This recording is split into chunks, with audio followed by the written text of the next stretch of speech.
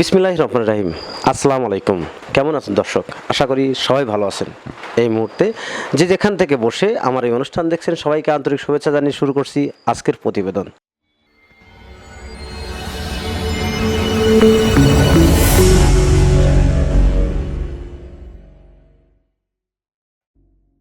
দর্শক, আবদ্ধ অবস্থায় হাঁস পালন করে আপনিও লাভবান হতে পারবেন, কিন্তু সেই হাঁস পালন করতে গেলে আপনাকে একটা পদক্ষেপ গ্রহণ করতে হবে। হাঁস পালন করতে গেলে হাঁসের যে সমস্যা হয়ে থাকে, যে জন্য খামারের লস হয়, সেটা হচ্ছে খাবার ব্যবস্থাপনা। খাবার ব্যবস্থাপনা যদি আপনার ঠিক থাকে, তাহলে আপনি হাঁস পালন করে অবশ্যই লাভবান হতে পারবেন। আমরা যে খাবারগুলো ক্রয় করে বাজার থেকে কিনে খাওয়াই, সেই খাবারগুলো কিনে খাওয়াতে গেলে আমাদের খরচের পরিমাণটা অনেক বেশি পড়ে। তাই আমাদের চিন্তা করতে হবে কীভাবে কম খরচে হাঁসের পুষ্টিকর খাবার সংগ্রহ করে দেওয়া সম্ভব। কিভাবে সেটা সংগ্রহ করবেন?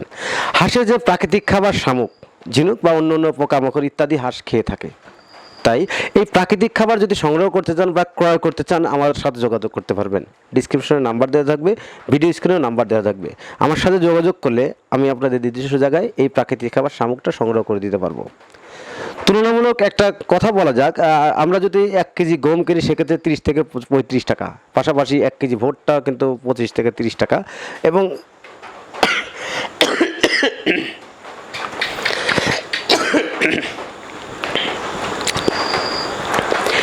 এবং ফিড কিন্তু প্রায় 40 টাকা বা 50 টাকার মতো পড়ে 1 কেজি ফিডের দাম। সেক্ষেত্রে 1 কেজি শামুকের দাম মাত্র 10 টাকা। আপনাকে সব খরচ বাদ দিয়েও যদি আপনি নিয়ে যান, সেখান থেকে 10 টাকা খরচ পড়ে। তাহলে এই বিষয়টা বোঝা যায় যে হাঁসের জন্য যে প্রাকৃতিক খাবার খুবই গুরুত্বপূর্ণ, এবং অন্য অন্য খাবারের তুলনায় প্রাকৃতিক খাবার শামুক খাওয়ালে খরচের পরিমাণটা অনেক কমে যায়। তাছাড়াও হাঁসের প্রাকৃতিক খাবার খাওয়ানোর পাশাপাশি আমরা সস্তাতে অনেক খাবার তৈরি করা সম্ভব। সেক্ষেত্রে আপনি গমের ভুসি, ধানের গুঁড়া, চাউলের গুঁড়া ইত্যাদি সংমিশ্রণে অল্পতে হাঁসের খাবার তৈরি করতে পারবেন।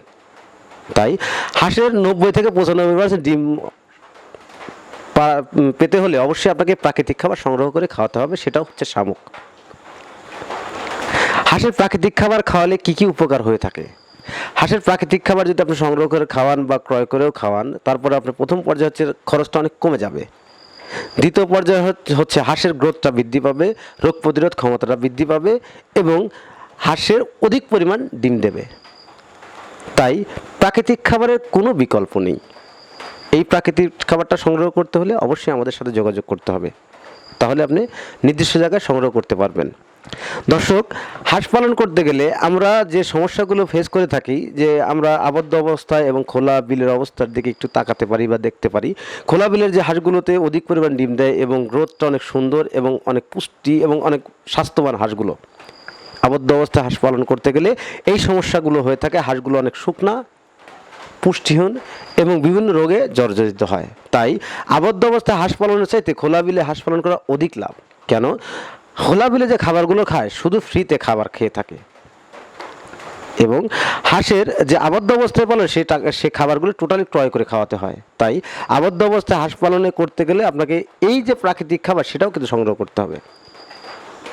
হাঁসের প্রাকৃতিক খাবার সংগ্রহ করুন, অধিক পরিমাণ ডিম উৎপাদন করুন, হাঁস পালন করে আপনিও স্বাবলম্বী হন, বেকারত্বতা দূর করুন। তো দর্শক, আজকের প্রতিবেদন এখানেই সমাপ্ত করছি। ভালো থাকেন, সুস্থ থাকেন, আল্লাহ হাফেজ।